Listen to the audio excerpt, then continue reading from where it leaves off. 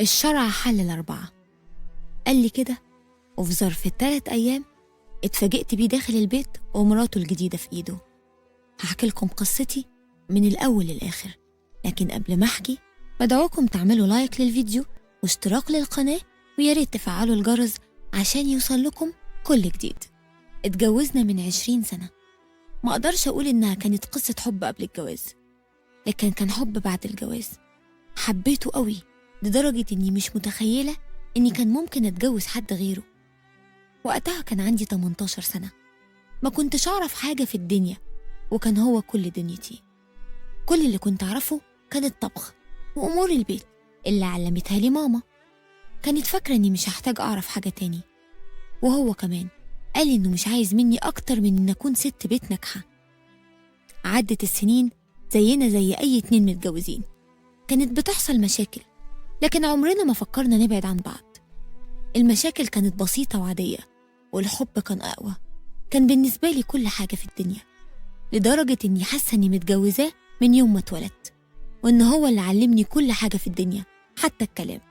ربنا رزقنا ب3 أولاد، سميتهم علي ومحمد وروان، عشان أول حرف في اسم كل واحد فيهم يكون اسمه عمر. كبرت وكبروا الولاد، لكن الحب متغيرش. كنت بعتمد عليه في كل حاجة تقريبا، وما كنتش بعرف أتصرف في أي حاجة من غيره. بحبه بشكل مرضي، لدرجة إن إخواتي كانوا بيلوموني على الحب ده، وكانوا شايفين إني مندفع ورا عواطفي. بس وإيه يعني، مش ده جوزي؟ هو كان مالي دنيتي. حتى أصحابي ما كانش ليا وقت ليهم. بس مؤخرا بدأ يتغير، بقى دايما ينتقدني، دايما مش شايف غير عيوبي، مش شايف مميزاتي، وفي النهاية ما بقاش شايفني. لحد ما دخل البيت ومراته الجديدة معاه، عايزنا نعيش مع بعض زي الإخوات. إخوات؟ ده قابيل وهابيل كانوا إخوات وقتلوا بعض. بس لأ، أنا عمري ما هكون القتيل أبدا، وعمري ما هستسلم أبدا. ومن اللحظة دي هتشوف واحدة أنت عمرك ما شفتها. دخل ومعاه مراته قدام عيني، قلبي محروق قوي. يا عمر، ليه تعمل فيا كده؟ عايزة أقتله، نفسي أعيط في حضنه.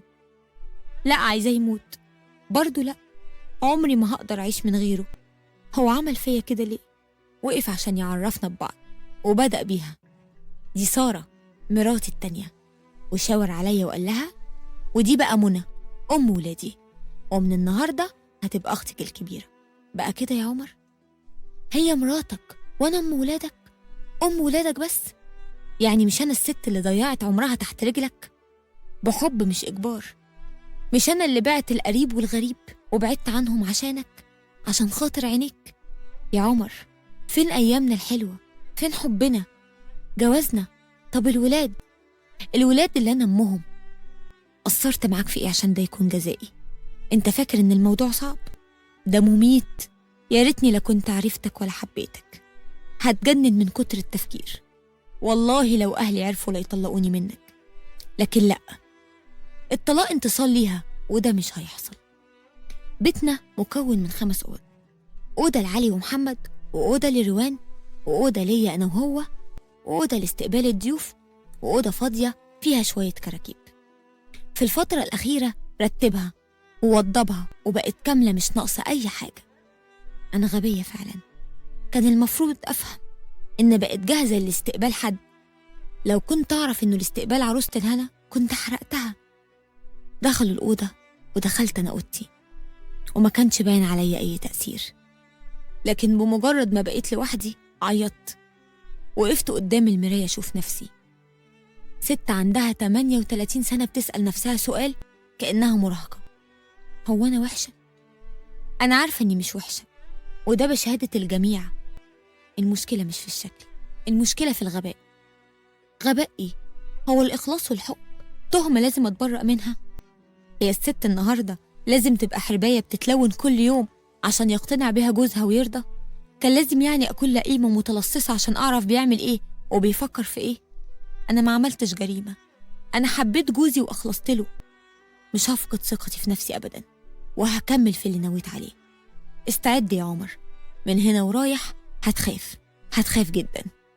دخل الأوضة قال لي أنا رايح الشغل، وأكد عليا إني مش عايز مشاكل، وقال لي إنها طيبة جدا. قلت له ما تخافش يا عمر، دي أختي. ماشي يا عمر. فصلت الكهرباء عن البيت كله، رحت على أوضتها، حطيت إيدي على الأكرة ولسه هفتحها سمعت صوتها كانت بتعيط. رجعت لورا بسرعة، يمكن تكون خايفة أو فيها حاجة. رجعت الكهرباء بسرعة ودخلت أوضتي. رجع عمر من الشغل وكان متعود يلاقيني مستنياه، وعمري ما جالي نوم وهو بره. بس فعلا كنت نايمة وما حسيتش غير لما جه وصحاني. سألني انتي كويسة؟ قلت له أيوة كويسة، في ايه؟ قال لي مش متعود أرجع ألاقيكي نايمة. قلت له هتلاقي الأكل عندك في التلاجة. سألني مش هتاكلي معايا؟ قلت له سبقتك. غمضت عيني وكنت حاسة بيه لسه في الأوضة وعمال يبصلي، مش مصدق إني كلت من غيره. سبحان الله على وقاحة الرجالة، بيحب ويتجوز عادي لكن مش مصدق إني كلت ونمت. لا يا عمر، من هنا ورايح كل حاجة هتتغير.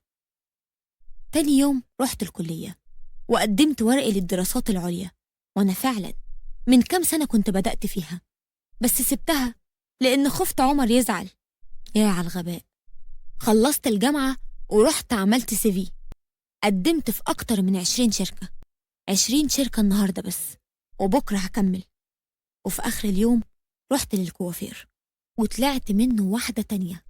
قلت قبل كده إني جميلة، لكن جمالي ده كان محتاج وقت واهتمام، وكنت بكرس كل وقتي واهتمامي عشانه هو بس.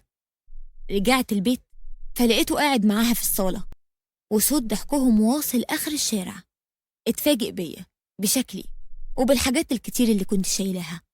دخلت وسلمت، وبعدين حضنت مراته وسلمت عليها سلام حار قوي. والأول مرة كانت متفاجئة، لكن هو كان متفاجئ أكتر منها. دخلت أوضتي فدخل ورايا، سألني كنت فين وإيه الحاجات دي كلها وجبت كل الفلوس دي منين. حكيت له عن تفاصيل يومي وأنا بغير هدومي. كنت بحكي له بلا مبالاة، ما بصيتش في عينيه ولا لحظة. كان مستغرب جدا، بس وليه؟ كان مستغرب من التغيير كله، وكان عارف إن ده هو ردي الوحيد على جوازه، لكن اللي هو ما يعرفوش إن ده مش هيكون ردي الوحيد. طلع من الأوضة وقعد يتكلم مع مراته بصوت واطي جدا، ما اهتمتش. ولقيته راجع يقول لي إنه عايز يتكلم معايا في موضوع مهم. قال لي إنه عايز يقسم الأيام بينا. ضحكت ضحكة ما ضحكتهاش في حياتي. قال لي في إيه؟ قلت له مفيش حاجة، والله أصلي مش متخيلة. رد قال لي مش متخيلة إيه؟ ده العدل وما تزعليش مني. قلت له لا أنت مش فاهمني. نقسم ليه مثلا؟ هنتخانق عليك يعني؟ هو حضرتك الحاج متولي؟ قال لي مش فاهم عايزة إيه؟ قلت له خليك معاها طول الأسبوع، طول الشهر، طول العمر، مش قصة يعني. سألني انت بتتكلمي جد؟ قلت له والله العظيم بتكلم جد. قال لي يعني انت مش فارق معاكي؟ قلت له لا. طلع من الأوضة وهو مش مصدق. هو عارف كويس اني بحبه، لكن ما يعرفش ان الحب ده بدأ يتبخر. نمت وصحيت الساعة 10 الصبح. طلعت من أوضتي وسمعت صوت مراته بتعيط لتاني مرة. يا ترى مالها؟ مش همشي غير لما افهم فيه ايه. فتحت باب أوضتها وشفت آخر حاجة ممكن أتوقعها. لقيتها واقعة على الأرض غرقانة في دمها. صرخت من الفزع وجريت عليها، ما كنتش عارفة مالها. طلبت مني أهدى، قالت لي إن ده نزيف ما تعرفش سببه. ما كنتش مصدقاها، لكن سندتها وخدتها للمستشفى، وهناك فقدت وعيها تماما. أخدوها بسرعة للدكتور، وده طبعا بعد ما سبت مبلغ تحت الحساب لأنها كانت مستشفى خاص. دخلوها أوضة العمليات وما كنتش أعرف مالها. اتصلت بعمر بس ما ردش. بعد حوالي ساعتين طلع الدكتور وقال لي إنها كويسة، لكن للأسف الجنين مات. جنين إيه؟ دي متجوزة عمر من يومين، يبقى إزاي؟ دخلت عندها الأوضة، قربت منها وقعدت، ودي كانت أول مرة نقعد مع بعض. قالت لي طبعا انتي بتسألي نفسك إيه اللي حاصل. رديت قلت لها لا عادي ولا فارق، المهم سلامتك. أنا رنيت على عمر بس هو ما ردش. قالت لا اوعي تكلميه. قلت لها في ايه؟ ردت عليا وقالت لي هفهمك. أنا وعمر بنحب بعض من حوالي سنة واتفقنا على الجواز. كان شرط عمر إننا نتجوز من غير ما حد يعرف. ووافقت عشان بحبه. بس من شهرين اكتشفت إني حامل، وكان لازم نعلن جوازنا. لكن عمر صمم إن محدش يعرف إننا متجوزين من فترة. كان خايف لا تزعلي. كنت عارفة إنه متجوز ووافقتي تتجوزيه؟ حب؟ تعرفي إيه أنت عن الحب؟ تعرفي إيه عن سنين عمري اللي ضاعت عليه وعلى الولاد؟ لكن ربنا كبير وأعدل منه إنه يسيبك. خايف يقولي لا أزعل؟ أزعل على إيه؟ لما جوزي يحب واحدة تانية ويفكر يتجوزها، يبقى إيه اللي بعد كده يهم، سواء بمعرفتي أو من ورايا؟ لما أشوف عمر هقوله ما كانش لازم يتعب نفسه ويخبي الشهرين دول. طلبت مني معرفوش إني عرفت، فقلت لها كده كده هيعرف إن الطفل مات وإن أنا اللي وديتك المستشفى. ردت قالت لأ، هو مسافر، بعد يومين في وقت صفا هبقى فهمه إن الجنين مات، بس بلاش تعرفيه باللي حصل أرجوكي. قلت لها إن عمر ما بقاش يفرق معايا أصلا، عادي خلاص. مشيت من المستشفى وما كنتش عايزة أروح. مش مهم عندي جوازة ولا حمل، المشكلة في إنه حبها، حب واحدة غيري. رجعت البيت وهي قالت لي إنها هتبات عند صاحبتها وهتقول لعمر إن صاحبتها تعبانة. لقيت الولاد قلقانين جدا، طمنتهم وعملت لهم الأكل وناموا. حضرت السفرة وجبت شمع وورد، شغلت أغنية لأم كلثوم ولبست فستان من اللبس اللي اشتريته. خبط عمر، فتحت له، اتفاجئ من شكلي. كنت عارفة إنه أكيد ما كلش من الصبح. قرب للأكل وقال انتي كلتي؟ قلت له لأ. سألني مش هتاكلي؟ قلت له لأ هاكل طبعا. قال لي افهم من كلامك ايه؟ قلت له افهم انك تروح تسخن باقي الأكل بتاع امبارح اللي في المطبخ وتاكله، أو ممكن تنزل تشتري أكل. أقولك نام خفيف أحسن. قال لي انتي بتهزري؟ قلت له يا حبيبي هزر معاك ليه؟ النهاردة يوم مراتك في تحضير الأكل. رد قال لي يا منى ما تهزريش بقى، أنا فعلا مش قادر أقف. رديت قلت له خلاص اقعد، ولا ايه كبرت مش قادر. قال انا لو نزلت فعلا واكلت بره يبقى مش هرجع النهارده البيت، وكل اللي انت عاملاه هيضيع. سالته هو ايه اللي انا عاملاه والمين؟ قال لي ليا. قلت له ليك؟ لا. قال لي امال لمين؟ قلت له لنفسي. انت فاكر اني مش هسمع اغاني ولا البس كويس الا ليك انت؟ ده ليه يعني؟ انت شايف نفسك قوي كده ليه؟ قال لي منى انت جرالك ايه؟ قلت له واحده عمية وفتحت. قال لي انت طالق. طالق؟